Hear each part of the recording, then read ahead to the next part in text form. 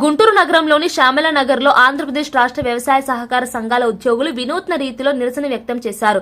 ప్రభుత్వం జారీ చేసిన జీవో నెంబర్ 36ను వెంటనే అమలు చేయాలని, ప్రతి 5 సంవత్సరాలకు ఒకసారి వేతన సవరణ చేపట్టాలని డిమాండ్ చేస్తూ ఉద్యోగులు వంట వార్పు కార్యక్రమం నిర్వహించారు. ఈ సందర్భంగా ఉద్యోగులు మాట్లాడుతూ సంవత్సరాలుగా పెండింగ్ లో ఉన్న సమస్యలను ప్రభుత్వం పట్టించుకోవడం లేదని ఆవేదన వ్యక్తం చేశారు. కనీసం సంవత్సరం పాటు జీతాలు లేకుండా పోతే వాళ్ళ బ్రతుకులు ఎలా ఉంటాయి కూడా జేఏసీ నాయకులు తెలియజేస్తూ నాకు ఈ అవకాశం ఇచ్చినందుకు ధన్యవాదాలు తెలియజేస్తున్నాను.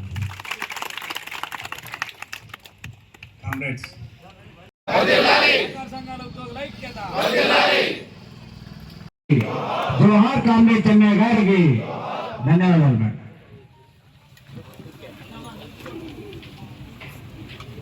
నేను నెల్లూరు జిల్లా జనరల్ సెక్రటరీని.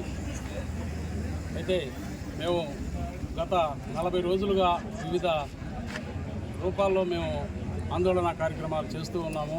అందులో భాగంగా ఈరోజు నెల్లూరు జిల్లా మరియు నెల్లూరు జిల్లాలకు సంబంధించి తిరుపతి జిల్లా మరియు సత్యసాయి జిల్లా ఈరోజు ఆందోళన కార్యక్రమాలు, నిరసన వంట వార్పు కార్యక్రమం ఈరోజు ఆర్సీఎస్ ఆఫీసు ముందు చేపట్టడం జరిగింది.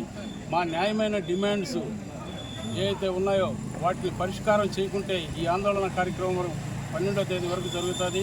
అనంతరం 13వ తారీఖు ఆర్సీఎస్ ఆఫీస్ ముట్టడి కార్యక్రమం ఉంది. అప్పటికి కూడా ఉన్నతాధికారులు కానీ ప్రభుత్వం కానీ ప్రభుత్వ పెద్దలు కానీ మాకు ఒక న్యాయం చేయకుండా ఉంటే తరువాత 16వ తేదీ నుంచి మొత్తం రాష్ట్ర వ్యాప్తంగా సమ్మెలోకి వెళ్ళిపోతున్నాం. అప్పుడు రైతులకు జరిగే ప్రతి పరిణామానికి మీరే బాధ్యత వహించాలని మీడియా ముఖంగా వాళ్ళకి తెలియజేస్తున్నాం. ఈరోజు వంట వార్పు కార్యక్రమం ఆర్సీఎస్ ముందు ఈ నిరసన కార్యక్రమం జరుగుతూ ఉంది. మేము డిసెంబర్ 6వ తేదీ నుంచి దశల వారీగా మేము ఈ కార్యక్రమాన్ని చేసుకుంటూ వస్తున్నాము. ఈ కార్యక్రమంలో 10 పాయింట్లు మా డిమాండ్స్ అవి నెరవేర్చేదాకా మేము ఈ కొనసాగిస్తామని సభాముఖంగా తెలియజేస్తూ నమస్కారం తెలియజేస్తాం. తోట వెంకటరామయ్య. నేను ఆంధ్రప్రదేశ్ రాష్ట్ర ప్రాథమిక వ్యవసాయ సహకార సంఘాల ఉద్యోగుల యూనియన్కి అధ్యక్షుడిని మరియు జేఏసీకి నాయకత్వం వహిస్తూ ఉన్నాను. ప్రస్తుతం మేము 2014 నుంచి పోరాటం చేస్తే 2016లో ఇప్పుడు ఉన్నటువంటి ప్రభుత్వమే 1/3/2019న జీవో 36ను విడుదల చేసి సహకార సంఘాల ఉద్యోగులకి హెచ్ఆర్ పాలసీ అమలు చేయాలని, హెచ్ఆర్ పాలసీ ప్రకారంగా పే స్కేల్స్ అమలుపరిచి జీతభత్యాలు చెల్లించాలని నిర్ణయం తీసుకుని ఇచ్చారు. దానికి స్టేట్ లెవెల్లో ఎస్ఎల్ఈసి కమిటీ అని, డిస్ట్రిక్ట్ లెవెల్లో డిఎల్ఈసి కమిటీలని ఏర్పాటు చేశారు. అప్పటి నుంచి ఇప్పటి వరకు కూడా 2019 నుంచి ఇప్పటి వరకు కూడా అమలు కానందువల్ల, హెచ్ఆర్ పాలసీ అమలు కానందువల్ల మేము మళ్ళీ పోరాటానికి దిగాల్సి వచ్చింది. అమలు కోసం పోరాటం చేయాల్సి వస్తుంది. గత నెల డిసెంబరు 6వ తేదీ నుంచి దఫాలుగా మేము అంచెల వారీగా పోరాటం చేస్తూనే ఉన్నాం. 2019 నుంచి ఏవైతే జీవోలో పొందుపరిచిన మన కార్యక్రమాలు ఉన్నాయో వాటిని అమలుపరిచే వరకు కూడా ఈ కార్యక్రమం కొనసాగించాలని కూడా నిర్ణయం తీసుకున్నాం. ఇప్పుడు వచ్చే 12వ తారీఖు వరకు ప్రతిరోజు ఈ నిరసన కార్యక్రమం వంట వార్పు కార్యక్రమం ఆర్సీఎస్ ఆఫీస్ జరపాలని, 13వ తారీఖున ఆర్సీఎస్ ఆఫీస్ ముట్టడి కార్యక్రమం 62 సంవత్సరాలకు అమలు పరచుకొని మేము అడుగుతూ ఉన్నాం. దానికి ఆఫీసర్స్ అందరూ అడ్డుపడతా ఉన్నాం.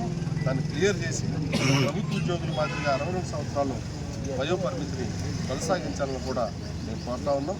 అలాగే రైతులకు సంబంధించినటువంటి వడ్డీ కానీ లేదా డివిడెంట్ కానీ రెండింటిలో ఏదో ఒకటి చెల్లించాలని చట్టం చెప్తా ఉంది.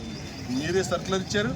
ఆర్సీఎస్గా మీరు సర్కులర్ ఇచ్చినప్పుడు దాన్ని అమలు పరిచే బాధ్యత కూడా మీదే. కాబట్టి జిల్లా కేంద్ర సహకార బ్యాంకుల నుంచి సహకార సంఘాలకు వెళ్లాల్సిన మొత్తాలని ఇప్పటి వరకు మా అంచనాకు లెక్కల ప్రకారంగా వచ్చింది 250 కోట్ల రూపాయలు కూడా మీరు కింది స్థాయి సహకార సంఘాలకు పంపించాలి. అక్కడి నుంచి రైతులకు అందే ఏర్పాట్లు మీరు చేయాలని కూడా మేము డిమాండ్ చేస్తూ ఉన్నాం. అలాగే జిల్లా కేంద్ర సహకార బ్యాంకులు సహకార సంఘాలని కాదని డైరెక్ట్గా రైతులకు వ్యవసాయ పంట రుణాలు, వ్యవసాయ అనుబంధ రుణాలు కూడా ఇస్తూ ఉన్నారు. అది త్రీ టైర్ సిస్టంలో అది ఇచ్చే అధికారం లేదు. ప్రతి రూపాయి కూడా సహకార సంఘం నుంచి మాత్రమే రైతుకు అందాలి. దాన్ని బ్రేక్ చేసి వెళ్తూ ఉన్నారు. దాన్ని మీరు కాపాడి సహకార సంఘాల నుంచే రైతులకి నేరుగా గ్రామీణ స్థాయిలో అందేలాగా చర్యలు తీసుకోవాలని కూడా మేము డిమాండ్ చేస్తూ ఉన్నాం. ఇటువంటి అన్ని డిమాండ్లు కూడా పరిష్కారం అయ్యే వరకు కూడా ఈ పోరాటం కొనసాగుద్ది. 16వ తారీఖు నుంచి సమ్మెలోకి వెళ్తే మాత్రం బాధ్యత మీదే మీదే మీదే అని మరొకసారి నేను మీడియా ద్వారా విజ్ఞప్తి చేస్తాను.